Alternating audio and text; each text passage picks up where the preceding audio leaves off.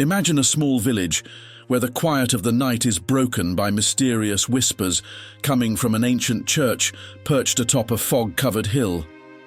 There stands a statue of St. Michael, seeming to guard a secret that has been kept for centuries, its expression subtly changing, as if watching or protecting something dark. Father Eduardo, a newcomer to the village, arrives with a vital mission: to uncover this profound mystery. He's determined to understand what's happening and what this church conceals. However, the deeper he delves, the more questions arise. Who or what is imprisoned within those church walls? This is a journey of faith, courage, and mystery, where every clue reveals a new puzzle, and the final twist holds a truth that could change lives. Will Father Eduardo manage to solve the mystery without awakening an ancient evil? If you love suspenseful stories that touch on the supernatural, stay tuned to the very end and find out whether the village will finally know peace, or if the secrets hidden in the sanctuary are too dangerous to unveil. It was a cloudy afternoon when Father Eduardo arrived in the small village of San Rafael. The journey had been long and he was exhausted, yet he felt an even heavier weight settle on his chest as he took in the sight of the place. San Rafael was known to be a quiet town, but there was a tense atmosphere lingering in the air. He noticed the villagers' gazes, watching him with a mix of curiosity and apprehension. Rumors had reached the diocese about strange events happening there, and Eduardo had been sent to investigate. The local church, reputed to be the oldest in the region, stood atop a hill shrouded in dense fog. As he made his way up the stone path leading to it, he felt an inexplicable chill. When he arrived, he was met by the sacristan, an elderly man named Joaquim, who seemed weighed down by a silent concern. Joaquim led Eduardo into the church. At the center of the altar, framed by the dim candlelight, stood a statue of St. Michael. The figure of the saint seemed to gaze back at him, its eyes fixed, its face hardened in a stern, almost challenging expression. Eduardo tried to shake off the discomfort, but something made him feel that this statue held a secret. As he looked around, he noticed signs of neglect, walls covered in dust and broken roof tiles. And yet, there was a distinct sense of presence in the air. In a low voice, Joaquim began to recount the strange occurrences, noises coming from the church in the dead of night, shadowy figures that some villagers claimed to see near the statue, and people who now avoided approaching the church after dark. That night, as he prepared to sleep in the modest quarters beside the church, Eduardo couldn't shake the image of the statue from his mind. At dawn, he was awakened by a distant, rhythmic sound. Still groggy, he initially thought it was the wind, but the sound was more like a whisper in Latin. He couldn't quite make out the words, but they left him uneasy. He quickly got dressed and made his way to the church, where the sound seemed to echo more intensely. Upon entering, he found the church cold, with the early sunlight barely filtering through the dusty windows. The figure of St. Michael looked even more imposing in the dim light, and Eduardo felt a shiver as he drew closer. Suddenly, the whispering stopped, leaving behind an almost oppressive silence. He stood before the statue, trying to grasp what drew him to it, and then he noticed something unusual. A mark, almost like a cut, on the statue's hand that hadn't been there before. Intrigued, he turned and saw Joaquim standing by the door, a worried look on his face. "Is everything all right, Father?" the sacristan asked. Eduardo hesitated for a moment before responding, sensing that the silence held something more. Yes. I just thought I heard something," Eduardo replied, attempting to hide his unease. Joaquim stepped closer, speaking in a low voice, as though afraid someone else might overhear. "Have you heard about the people who disappeared? 3 have gone missing in recent weeks, and the last one was seen here, near the church." With each word, the mystery seemed to deepen. Eduardo sensed the village held profound secrets, but at that moment, he had no idea how far those mysteries would take him. Determined to learn more, he asked Joaquim to take him to the homes of the families who had lost loved ones, hoping to find clues about the disappearances. On the way, Eduardo felt increasingly uneasy, as though someone or something was watching him.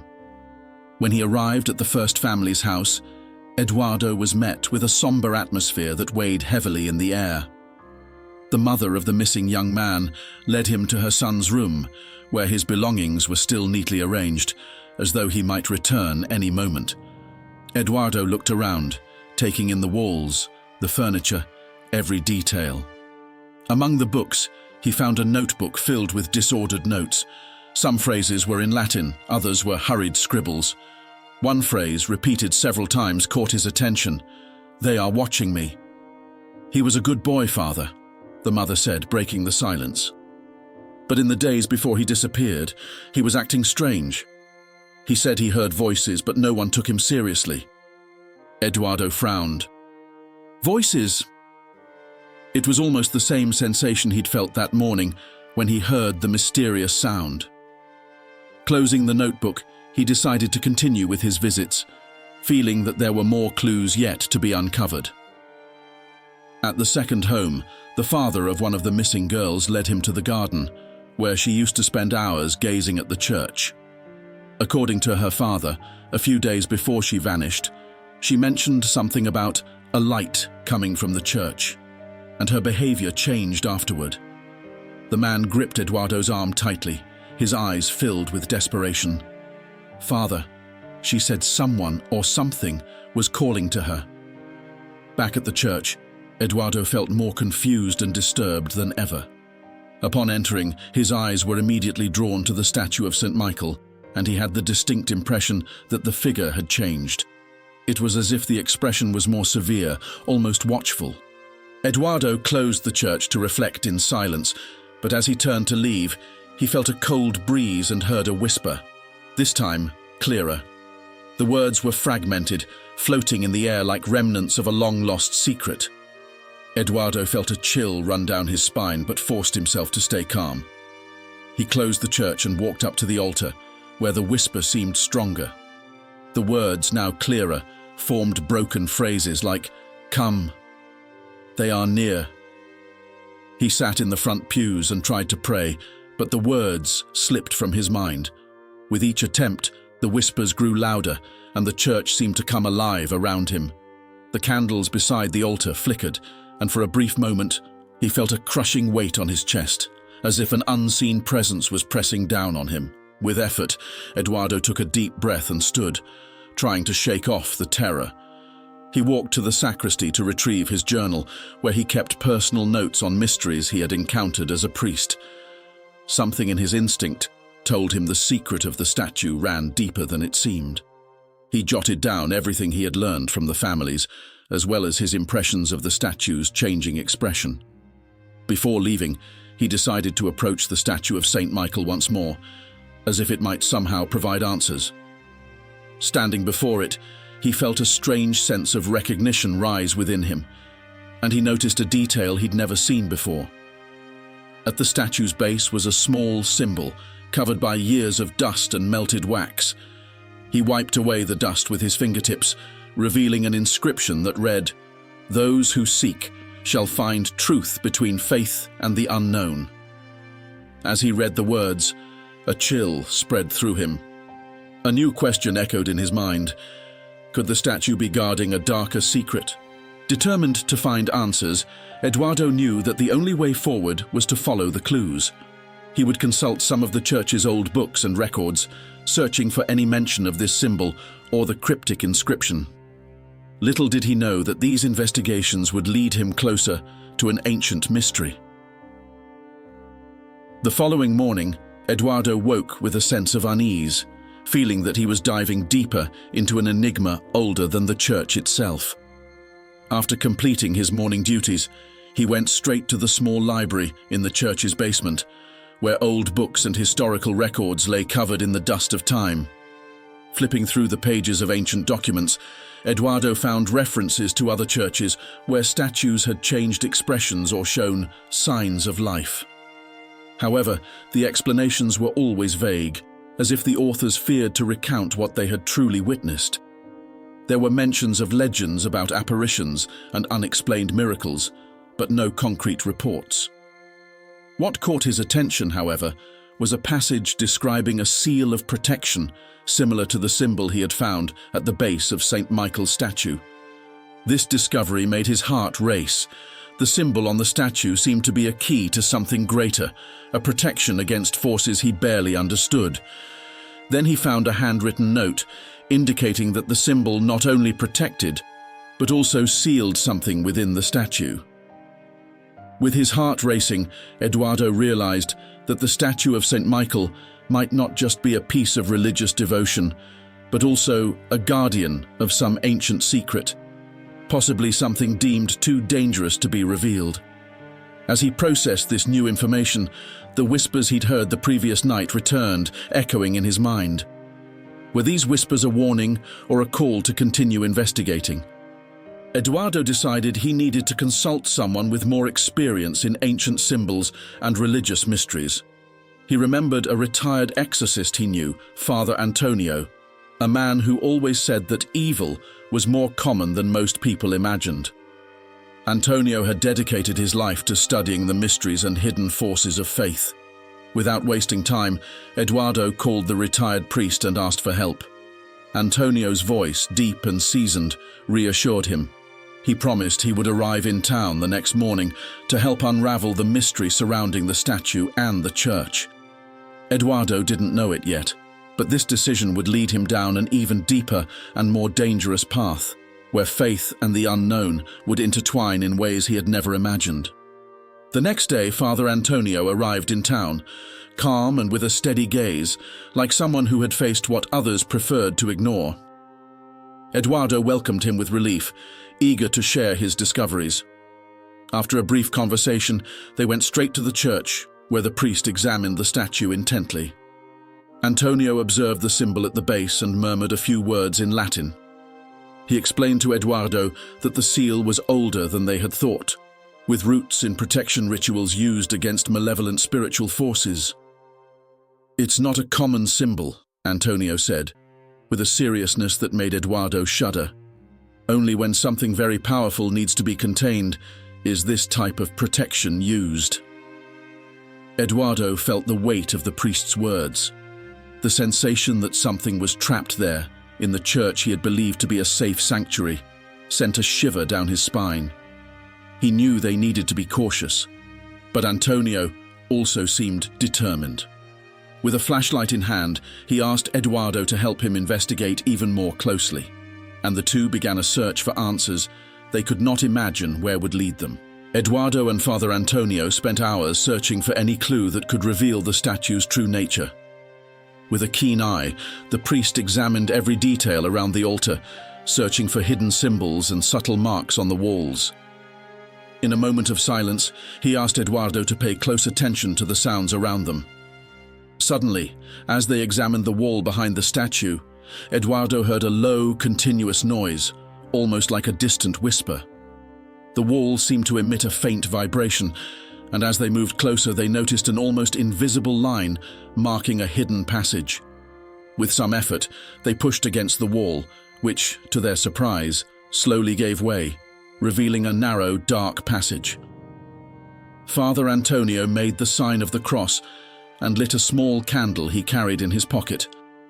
"I believe this goes beyond anything we imagined," he said, a serious glint in his eyes.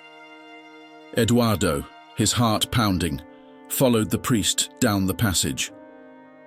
The narrow path led to a small underground chamber where an ancient wooden box rested, covered in symbols similar to those on the statue. "This place. Is it a sanctuary or a prison?" Eduardo murmured. Carefully opening the box, they discovered an old manuscript, yellowed with age, where the first words revealed a possible curse that had been sealed there centuries ago. Eduardo and Father Antonio exchanged tense glances. With trembling hands, Father Antonio began to read the opening lines of the manuscript, written in an ancient language he could barely understand. The words spoke of a sacred protection to contain an indescribable evil, a secret that, according to the manuscript, was never to be uncovered.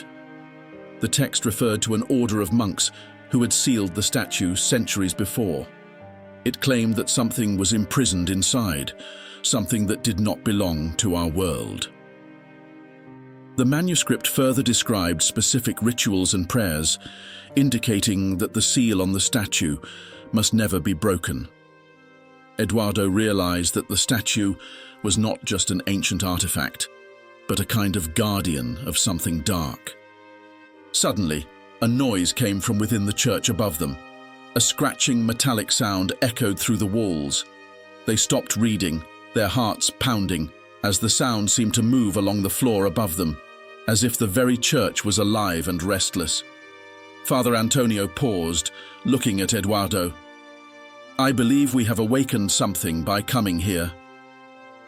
Eduardo nodded, feeling that the mystery was enveloping them more and more, and fearing what might be lurking in the darkness of the church.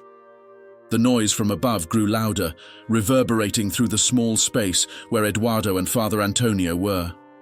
Feeling the weight of the moment, they both knew they were about to uncover the secret the church had kept for centuries. With the manuscript in hand, Antonio read the last lines, which warned of a guardian meant to protect the village, but also cautioned that if the seal were disturbed, something dark might awaken. When they returned to the altar, the statue of Saint Michael seemed even more menacing. Eduardo noticed that the marks on the statue had shifted, as if they were moving, forming symbols he had seen in the manuscript. Father Antonio made the sign of the cross and began to recite an ancient prayer, and the statue seemed to react, emitting a faint glow that pulsed in rhythm with the priest's words. As Antonio finished the prayer, a cold wind swept through the church, and the glow on the statue vanished. They realized that the guardian had been calmed. The mystery was resolved. The statue had returned to being just a statue, and the threat it guarded had retreated to its dark rest. With the mystery finally solved, Eduardo felt a great sense of relief. The church regained its tranquility, and the village slowly stopped fearing the presence of the guardian. Father Antonio took his leave, certain that peace had been restored in San Rafael. Eduardo knew he would never forget the experience. He felt transformed.